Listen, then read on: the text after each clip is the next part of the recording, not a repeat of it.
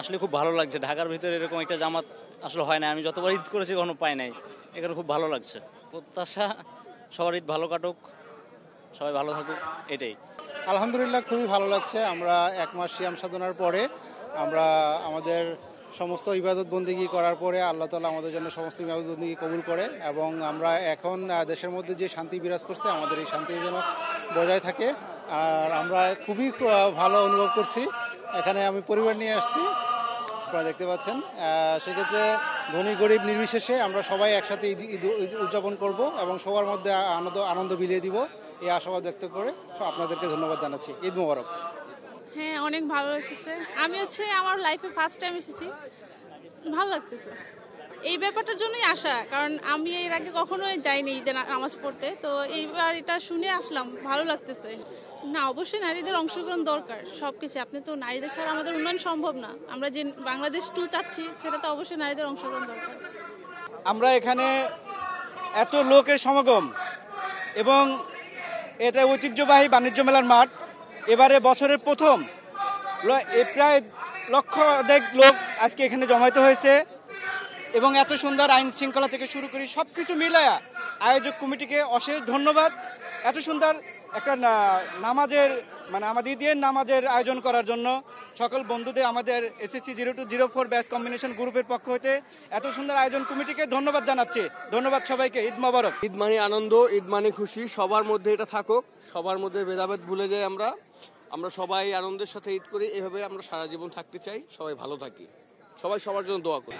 আসলে আমাদের ঢাকাতে এরকম আয়োজন এই প্রথমবার আমরা দেখতে পাচ্ছি।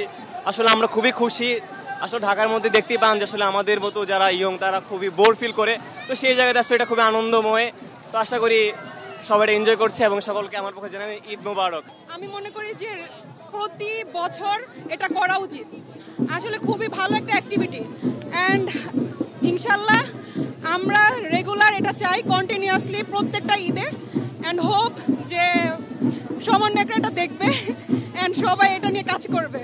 শৈশবে ফিরে গেছি। আজকে এই আনন্দ উপভোগ করার জন্য আমি গ্রামে যাই নাই, শুধু আজকের আনন্দ উপভোগ করার জন্য।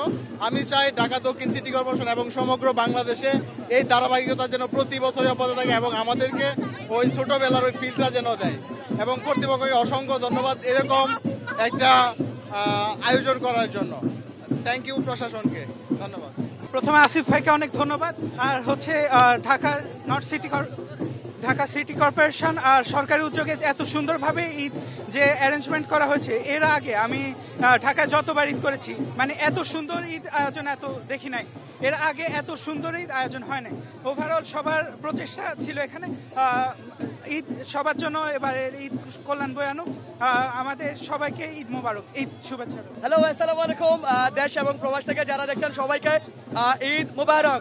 আসলে ঈদ জামাত শেষে যে এরকম এই বর্ণাঢ্য র্যালি হবে, এটা আসলে বাংলার মানুষ প্রথম দেখতে পেয়েছে, এবং আমি অনেক এক্সাইটেড, এবং আগামী প্রজন্মকে এই ধরনের একটি ঈদ আমরা উপহার দিতে পারবো, এটা আসলে কখনো কল্পনা করি নাই। আমি এসেছি সাভারের হেমায়েতপুর থেকে।